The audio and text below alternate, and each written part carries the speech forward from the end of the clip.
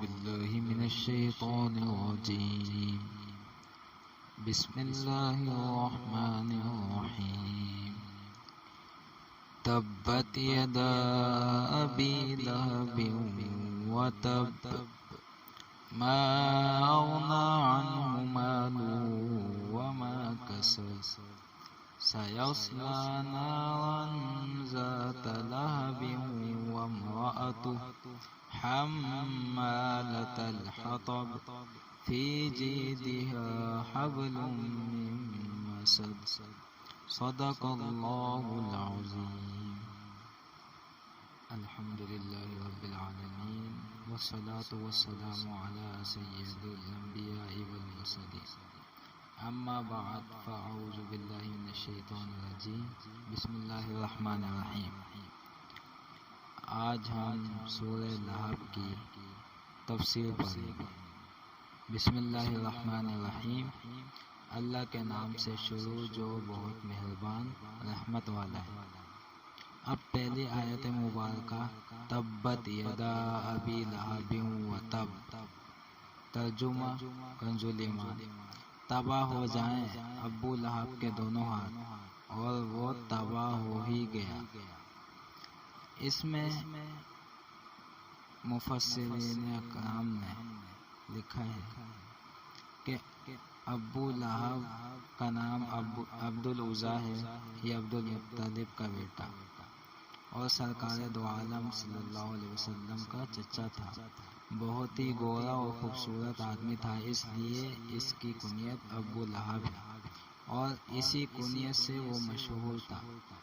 اس کے بیٹے عتبہ اور عتیبہ کے نکاح میں حضور پرنور صلی اللہ علیہ وسلم کی صاحبزادیاں حضرت رقیہ اور حضرت ام کلثوم رضی اللہ تعالی عنہما تھیں.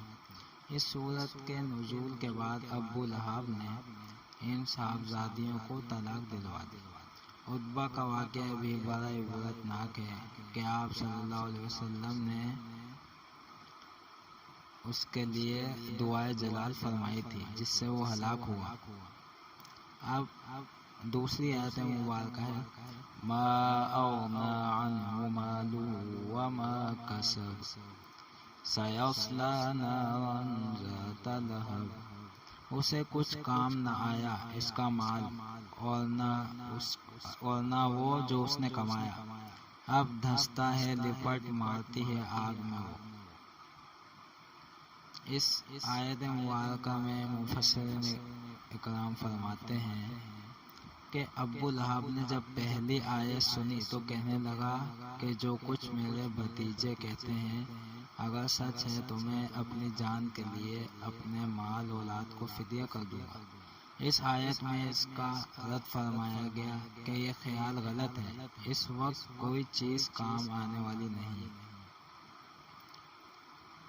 اب چوتھی آیت مبارکہ وَامْرَأَتُهُ حَمَّالَةَ الْحَطَبِ. اور اس کی جوڑوں لکڑیوں کا گٹا سر پر اٹھائے. یہ ترجمہ ہے. اب اس کی تفسیر دیکھیں. اور اس کی بیوی لکڑیوں کا گٹا اٹھانے والی ہے. ام جمیل بنت حرب بنت امیہ ابو سفیان کی بہن جو رسول کریم صلی اللہ علیہ وسلم سے نہایت عناد اور عداوت رکھتی تھی اور بہت دولت مند تھی اور بڑے گھرانے کی عورت ہونے کے باوجود رسول اللہ صلی اللہ علیہ وسلم کی عداوت میں اس انتہا کو پہنچی ہوئی تھی کہ خود اپنے سر پر کانٹوں کا گٹھا لا کر رسول کریم صلی اللہ علیہ وسلم کے راستے میں ڈالتی تاکہ حضور پرنور صلی اللہ علیہ وسلم کو اور آپ صلی اللہ علیہ وسلم کے صحابہ کرام کو ایذا اور تکلیف ہو معاذ اللہ. اور حضور اقدس صلی اللہ علیہ وسلم کی ایذا رسانی اس کو اتنی پیاری تھی معاذ اللہ کہ وہ اس کام میں کسی دوسرے سے مدد لینا بھی گوارا نہ کرتی تھی. اس کے آگے مزید واقع ہے جو بہت طویل ہے. پانچویں آیت مبارکہ دیکھیں. فی جیدہا حبل من مسد.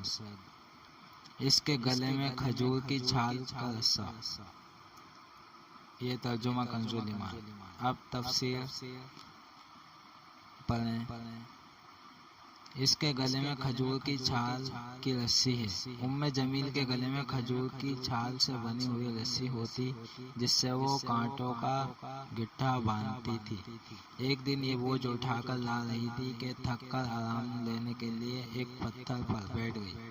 ایک فرشتے نے اللہ تعالیٰ کے حکم سے اس کے پیچھے سے اس گٹھے کو کھینچا، وہ گرا اور ام جمیل کو رسی سے گلے میں پھانسی لگ گئی اور وہ مر گئی۔ اس گستاخ خبیث نے دنیا میں بھی عذاب کا مزہ چکھا اور آخرت میں بھی عذاب میں جائے گی۔ آخرت میں آگ کی زنجیریں اس کے گلے میں ہوں گی اور جہنم کی لکڑیوں کا گٹھا اس کی پشت پر لدا ہوا ہوگا۔ اللہ تعالیٰ سے دعا ہے کہ جو کچھ ہم نے پڑھا اور سنا اس پر عمل کرنے